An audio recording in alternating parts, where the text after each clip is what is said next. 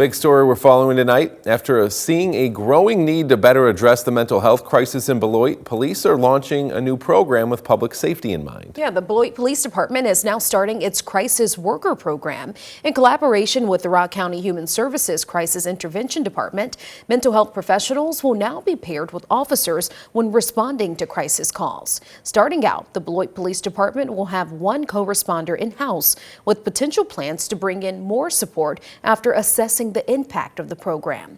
The goal is to enhance the department's ability to handle sensitive service calls.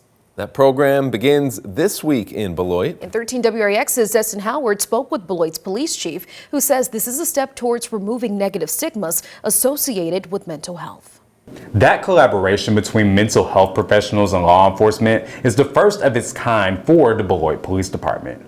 Police Chief Andre Sales says the new pilot program is a step toward changing the way mental health is viewed, not only in the eyes of officers, but also the entire community. Let's try to figure out what's really going on. What's the root cause of what's going on today? That mentality being the motivation behind the growing need to better de-escalate mental health crisis in the Beloit community.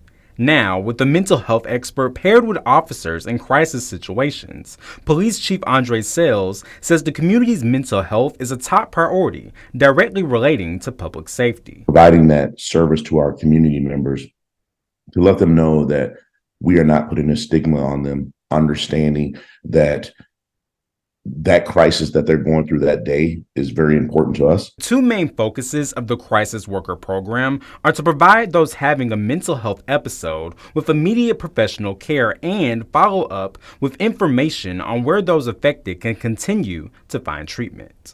Even if there is a crime committed sometimes in these mental health calls, we have a professional there to say, hey, they didn't intend to do this.